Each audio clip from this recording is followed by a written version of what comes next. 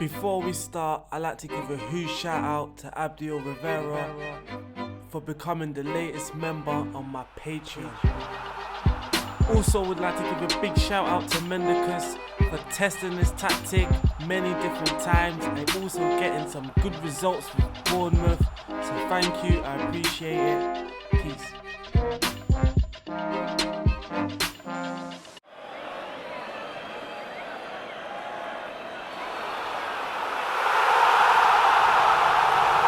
Hello ladies and gentlemen, it's RDF and I'm finally back with another video. Just a month ago I was employed by FMSCOUT, and what I usually did before then, I used to be around forums, I used to tweak people's tactics, I used to find it fun. Some people would download a tactic and they'd be like, how come it doesn't work for me? How come it doesn't work for Newcastle? When the tactic was tested with Liverpool and they want to try it with Newcastle and they find out it doesn't work. So then what I will try and do is try and find a solution where it's good enough to work for Liverpool, but it's also good enough to work with Newcastle. And what we have here is Knap and Par1s Parisian walkways, the 4-2-3-1. Of course, just as a spoiler, because it's not really a tactic review and we won't be going into much detail, but we did win the league with Southampton and this was the solution. So I'm just going to talk about the tweak that I made, then I'll talk about the tactic. And the tweak that I made is actually very minor. The tweaks, I think I only tweaked 3 stuff and it was out of possession and it worked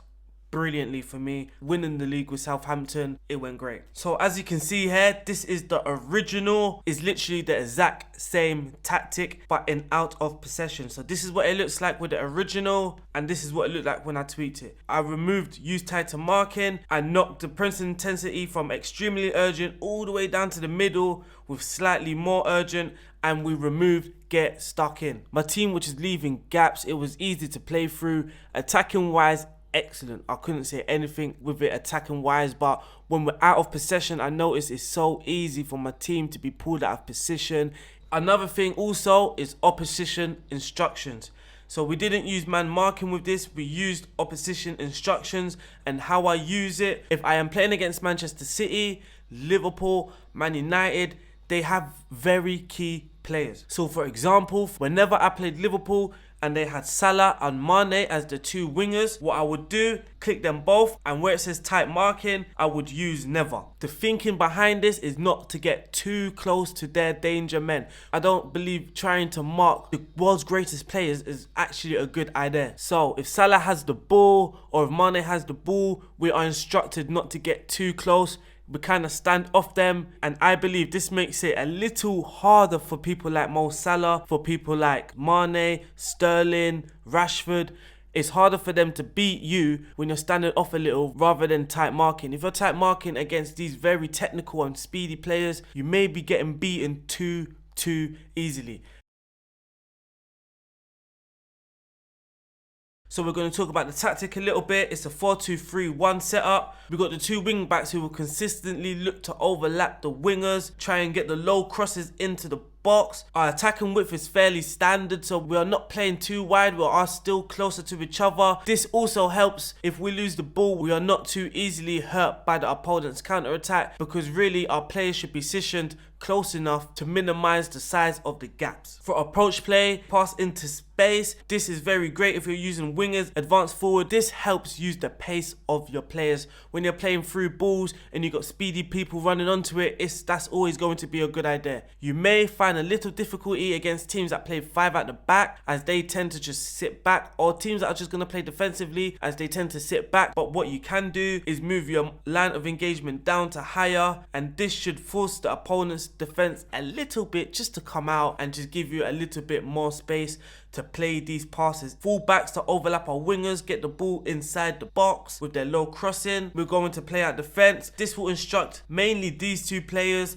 to come back a little bit to get the ball whenever the goalkeeper is in possession of the ball. We're going to pass slightly shorter. That doesn't necessarily mean we're going to play tiki-taka and short passing. The mentality is on attacking. That is fairly a direct approach. And what Knap has done is just knock down the direct approach a little with the shorter passing. But he wanted to maintain the higher tempo, so he notched the higher tempo up. Because if you notice, when everything is on standard, the tempo is on higher. The moment you do slightly shorter passing, the tempo also reduces increases, so I'm sure he used higher tempo because he wanted to keep that high tempo pace. We are going to work the ball into box. This option is also removed whenever I play Manchester City, Man United or Liverpool away. The main reason for that is sometimes our players are not going to be good enough, making the right decisions, have the greatest composure against these top teams, and we actually might get a result from shooting, who knows. And for a little bit more directness, Knap has gone with the run at defense. In transition, counter press and counter when the ball has been won. When the goalkeeper has possession of the ball, he's going to mainly look at the fullbacks, but don't be alarmed if you are watching a match and he doesn't always distribute it. Remember, the mentality is on attacking, so as well as trying to distribute it to the fullbacks, the goalkeeper is also going to be thinking of the mentality, and sometimes he is going to kick it long,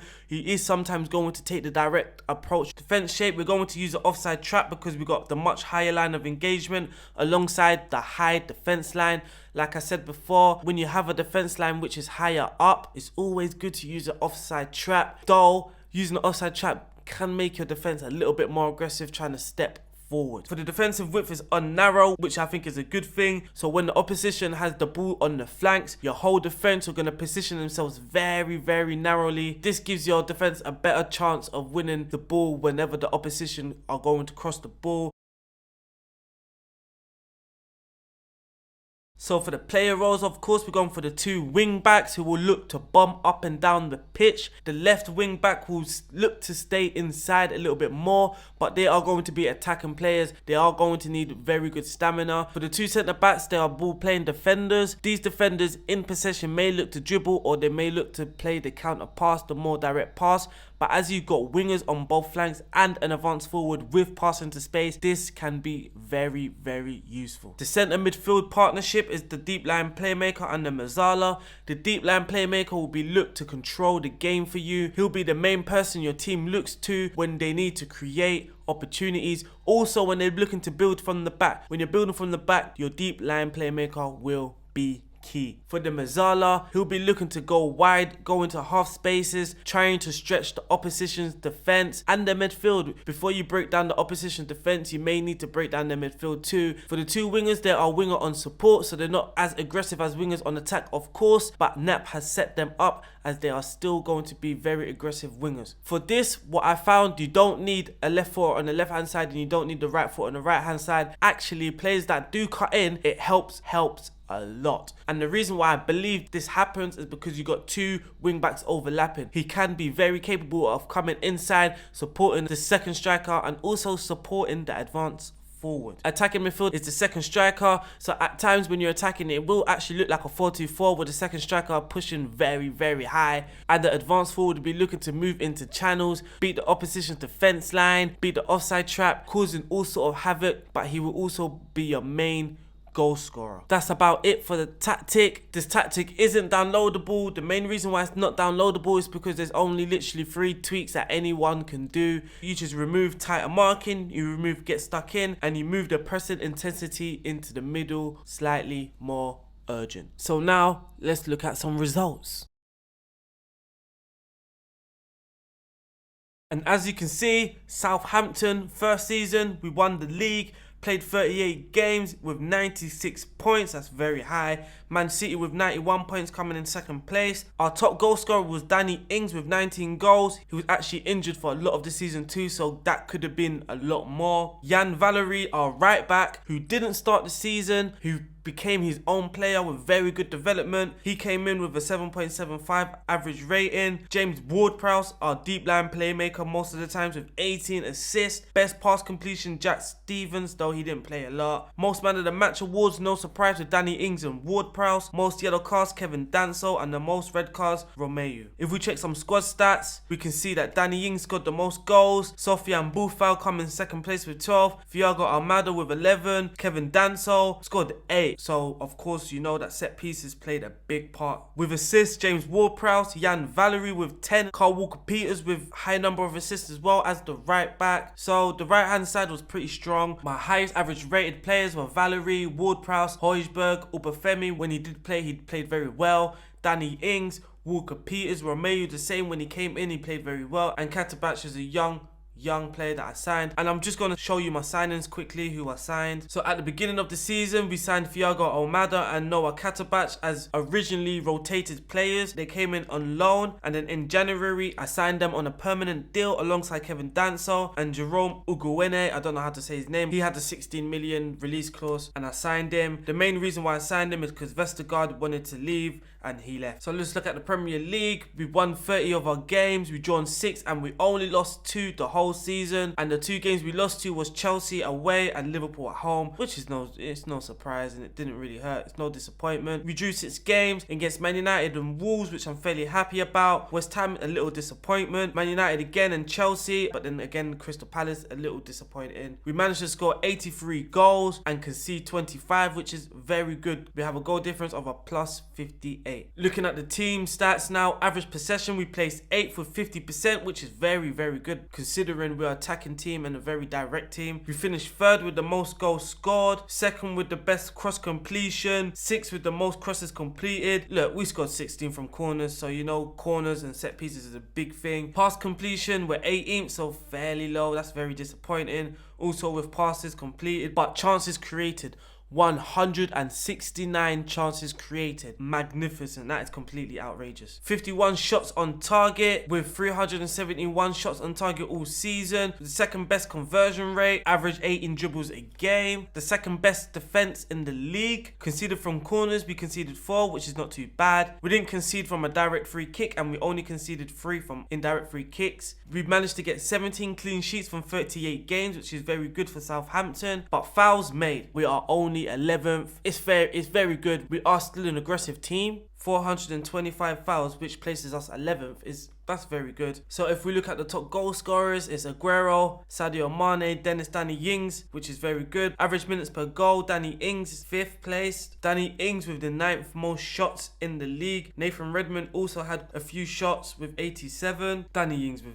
2nd most shots on target. Most assists, James Ward-Prowse, then Mo Salah. Kyle Walker-Peters is also on that list. Key passes, James Ward-Prowse is 3rd, but chances created, just look at that. James Ward-Prowse is 1st, Kyle Walker-Peters is 3rd, then there's Bertrand in the list, Jan Valerie's in the list, Buffal and Højbjerg are all on the list, alongside Nathan Redmond too. So we created so many chances. If we look at our schedule, it all started good with 2-4-1 wins. Then we went on a very good run, especially in the EFL Cup. We winning 5-0 and 6-0. We managed to beat Arsenal away. Then we had Chelsea at home alongside Man United at home, and those games were fairly close. Here we managed to beat Man City 3-2. We was 3-0 up. We was cruising. They scored 2 late goals. Very frustrating. We did lose 3-2 against Liverpool. I was a little disappointed. It was a close game. We went on a very good run, beating Arsenal 4-1 in the process. We lost 1-0 to Chelsea here. Then during the busy period from January all the way to the very last game of the season, which was the FA Cup final, we didn't lose a game. We won pretty much every single game, during a few in the same week here. We played Man United, Manchester City and Liverpool, all away from home, and we managed to win all 3. Easily my most impressive run that season. But that's it, guys. I hope you enjoyed this video. I hope you enjoyed this tweak. Remember, it's not downloadable. Thank you for watching. Thank you for being patient as well. I know I haven't uploaded a lot. Thank you for watching. Don't forget to like, subscribe and comment. Peace.